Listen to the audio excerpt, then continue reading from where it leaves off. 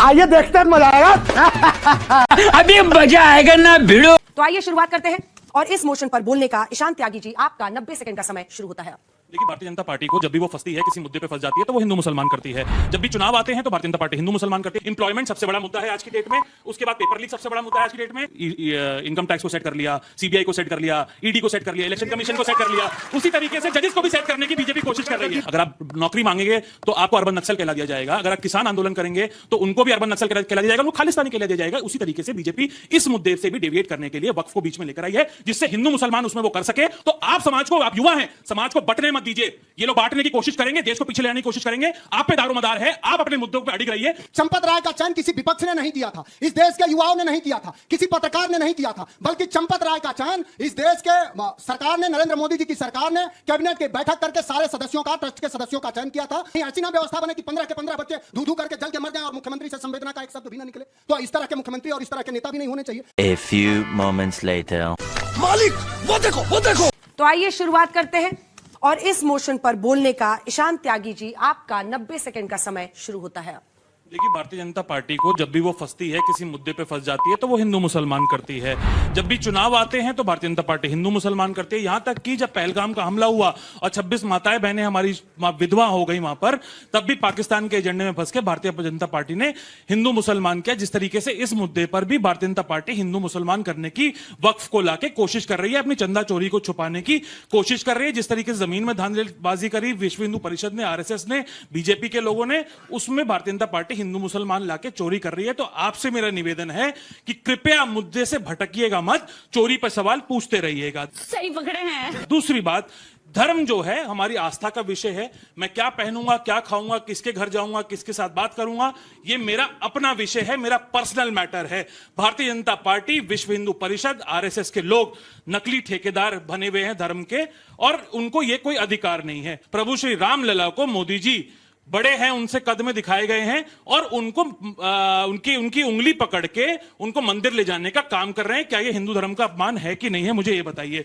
दूसरी बात, मुझे ये बताइए कि जिस तरीके से नितिन नवीन के रथ के सामने प्रभु हनुमान जी को नचाया गया वहां पर और उनको भारतीय जनता पार्टी का झंडा पकड़ा दिया गया, क्या ये हिंदू धर्म का अपमान है कि नहीं है? युवा यहां बैठे हुए हैं, एम्प्लॉयमेंट सबसे बड़ा मुद्दा है आज की डेट में, उसके बाद पेपर लीक सबसे बड़ा मुद्दा है आज की डेट में, सीबीएसई ओएसएम में धांधली हुई वो सबसे बड़ा मुद्दा है आज की डेट में। बात तो सही है। E20 पेट्रोल में सरकार धांधलीबाजी कर रही है और गाड़ियां खराब हो रही है, वो सबसे बड़ा मुद्दा है। इन मुद्दों पे भारतीय जनता पार्टी चुप है। ओपनिंग बैट्समैन ने इधर से धुआंधार बल्लेबाजी की है। चलिए सिंह साहब, इस विषय पर बोलने का 90 सेकंड का समय आपका शुरू होता है अब। मेरे 90 सेकंड में मैं बोल नहीं रहा, सिर्फ एक वीडियो सुना रहा हूँ, सुनना चाहिए, उसी से सारा परफेक्ट जमा हो जाएगा। अरे कहना क्या चाहते हो? जिन्हें आप रामलला कहते हैं वो उस मस्जिद में अनऑथराइज्ड ऑक्यूपेंट है या नहीं है? ये कह रहे हैं कहां पे? पार्लियामेंट के अंदर। राम गोपाल यादव जी जो आज कह रहे हैं 20,000 करोड़ रुपए का घोटाला हुआ, मेरा चैलेंज है राम गोपाल यादव जी को, कृपा कर अगर आपके पास साक्ष्य हैं एसआईटी के सामने जाएं। अगर आपको दिक्कत हो रही हो, मैं आपके साथ एसआईटी पे चलने को तैयार हूं। अगर आपके पास वकील नहीं है तो देश के अंदर जो सबसे बड़ा वकील हो आप उसको हायर करिए, उसकी फीस मैं दूंगा। साक्ष्य लेकर आइए। अगर केस जीत गए तो फीस मेरे जिम्मे, अगर हार गए तो फीस भी दीजिएगा, डिफेमेशन भी फेस करिएगा। ये क्या बात करता है यार? मुझे लग रहा है इनसे ज्यादा वो कह रहे हैं फोन सुरक्षित रख रहे हैं आपके पास था और आप ही को चुना है उन्होंने।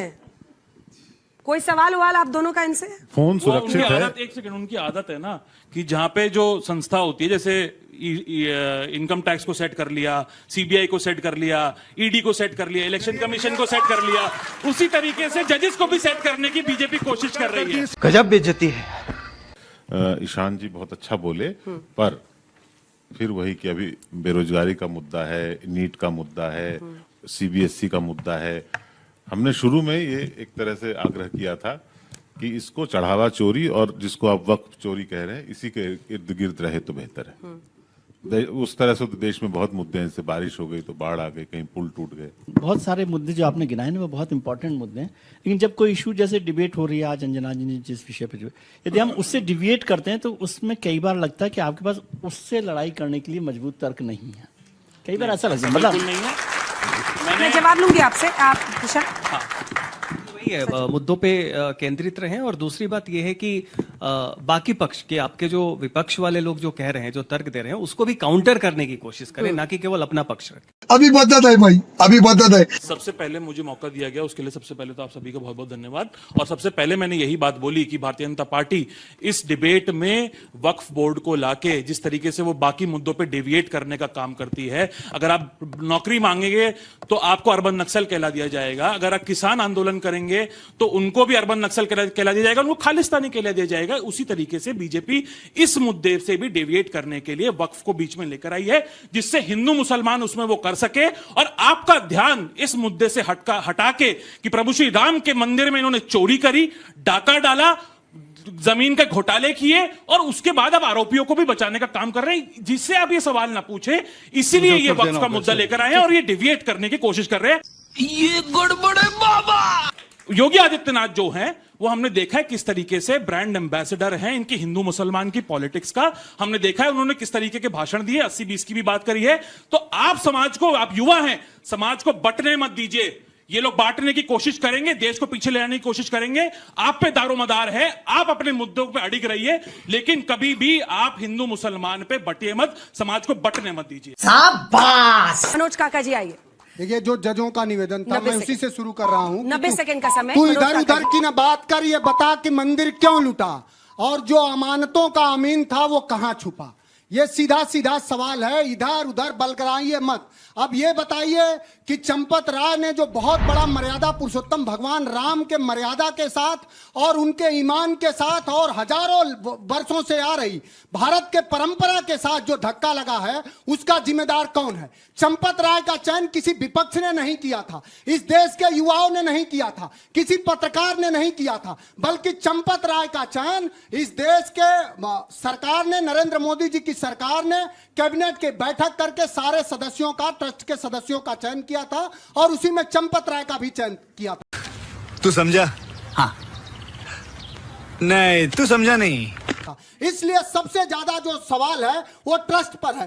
ट्रस्ट ही सबसे बड़ी भ्रष्ट है। इसलिए भ्रष्ट है कि जो रिपोर्ट आई है, आपके खुद संस्थान ने छापा है, इंडिया टुडे की मैगजीन ने छापा है, सिर्फ वो 27 मई से 40 दिन में 70 बार मर्यादा पुरुषोत्तम भगवान राम को लूटने वाले चोर, जो गांव में कहावत है कि चोर चोर मौसेरे भाई होते हैं, वो अपने लोगों का बचाव कर रहे हैं। 40 दिन में 70 बार भगवान राम को लूटा गया, उनके मुकुट लूटे गए, उनके खड़ाऊ लूट लिए गए, सोने की ईंट लूट ली गई, सोने चांदी के बहुत सारे गहने और जेवरात लूट लिए गए। लेकिन फिर भी लोग कह रहे हैं, जो झूठों के सरदार हैं, वो जो बात है कि झूठों ने झूठों से कहा सच बोलो, और घर के अंदर झूठों की एक मंडी है और दरवाजे पे लिखा हुआ है कि सच बोलो। चढ़ावा चोरी और वक्फ चोरी में विपक्ष फर्क करता है, इस पर बोलने का आपका 90 सेकंड का समय शुरू होता है। आप देखिए, मैं तो पेशे से वकील हूं और मैं अपनी बात एक लीगल फ्रेमवर्क में रखूंगा, बिना कोई पॉलिटिकल पार्टी के, एक आइडियोलॉजी के। और सबसे इंपॉर्टेंट बात यह है, इस सारी चीज में जो चीज हम मिस कर रहे हैं वो है कि व्यवस्था की बहुत बड़ी कमी है। मैंने स्वयं राम मंदिर के केस में मैं रहा, जैसा कि आपने बताया था, और आज बहुत ज्यादा ग्लानि और दुख मुझे महसूस हो रहा है। और जो बात आप यहाँ पे हो रही है कि वहां पे चंदा चोरी हुई, उसको मैं जस्टिफाई नहीं करना चाहता हूं ये बोल के कि समाजवादी पार्टी ने क्या किया, इन्होंने क्या कहा। गलती हमारे अंदर है और इसको हमें अपने अंदर झांक के देखना पड़ेगा, नहीं तो ये गलतियां आगे और होती रहेंगी और ऐसी डिबेट चलती रहेंगी। जनता को आप मूर्ख समझना बंद कर दीजिए। लेकिन इन्होंने बहुत अच्छी बात कही कि अगर मंदिरों से जो चढ़ावा आ रहा है, अगर उनसे जन सरोकार के कार्य किए जाएं, अगर अच्छा हॉस्पिटल बन सके और धर्मार्थ कार्य के लिए अच्छे विद्यालय बन सके, वहां से अच्छे लोगों का और अच्छे प्रतिभाओं का हमारी बहनें और बेटियां निकलें, कहीं ऐसी ना व्यवस्था बने कि 15 के 15 बच्चे धू करके जल के मर जाएं और मुख्यमंत्री से संवेदना का एक शब्द भी ना निकले। तो इस तरह के मुख्यमंत्री और इस तरह के नेता भी नहीं होने चाहिए कि हमारे बच्चे किसी कोचिंग में जल के मर जाते हैं और जब जल के खाक हो जाते हैं, वो कोई बच्चा हो सकता है, चाहे वो नीले गमछा वाला हो सकता है, चाहे वो लाल गमछा वाला हो सकता है, लेकिन वो जलेगा, जल के जब खाक हो जाएगा और जब उनके घर का कोई अभिभावक जाएगा, पूछेगा कि बच्चा कैसे जल गया, तो हमारा ऐसा मुख्यमंत्री नहीं होना चाहिए जो संवेदित होने के बजाय कि ये कहे कि अरे तुम भाषण मत दो। ऐसे लोग हैं, ऐसे लोग संत कहते हैं अपने आप को, और ऐसे लोग चोला ओढ़ लेते हैं। तो चोला ओढ़ने वालों से और राम रहीम और आसाराम की तरह साधु बनने वालों से भी, यही नहीं, अभी और सुनिए, देश के लोगों को, हमारे जी। माताओं बहनों को और युवाओं को खास करके सचेत रहना। बहुत बहुत धन्यवाद आप दोनों का। तालियों के साथ मिडिल ऑर्डर ने अपनी अपनी टीम के लिए अच्छी बल्लेबाजी की है। चलिए, आपका इस विषय पर बोलने का फिर से टॉपिक याद दिला रहे हैं। चढ़ावा चोरी और वक्फ चोरी में विपक्ष फर्क करता है। इस मुद्दे पर बोलने का आपका 90 सेकंड का समय शुरू होता है। हंगामा है क्यों बरपा, डाका तो नहीं डाला, चोरी ही तो की है। हमें मालूम था कि जब से ये चंदा चोरी का मामला आया है तो मुसलमान और मुसलमानों का नाम, वक्फ, ये सब चीजें आएंगी। और मैं बड़ा हैरान था जब आरएसएस के लोग, यहां तक कि भागवत जी कह रहे थे कि पाकिस्तान से हमें बात करनी चाहिए। अब पता चला क्यों करना चाहते थे, ताकि ये सारा का सारा भांडा पाकिस्तान के सिर पे या किसी मुसलमान के सिर पे फोड़ते।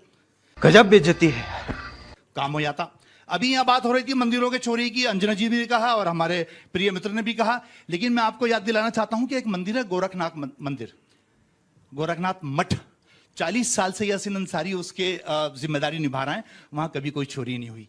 ये हमारा पक्ष है। मुझे मालूम था कि मुसलमान आएंगे और मैं मुसलमान हूं, इस वजह से मुझे बहुत संभल के, बहुत सहज तरीके से बोलना पड़ेगा। कहीं मेरे मुंह से कोई ऐसी बात ना निकले कि जिसको नेशनल इशू बना लिया जाए, क्योंकि भारतीय जनता पार्टी और आरएसएस इस मुद्दे से तमाम नौजवानों को भटकाना चाहती है। अभी यहां अंजना जी आपके पास उतर के गई और उन्होंने पूछा कि आप सवाल करो, आप सवाल करो, आप सवाल करो, लेकिन मैं दंग रह गया कि किसी नौजवान ने हाथ नहीं उठाया सवाल करने के लिए। क्या हाथ उठाएंगे जब वो देख रहे हैं कि उनकी आस्था लुट चुकी है, उनको बर्बाद किया जा चुका है, उनको धर्म के नाम पे लूटा गया है, और तो और उनका चंदा लूट लिया गया, तो वो क्या सवाल करेंगे? अरे हम तो फकीर आदमी हैं।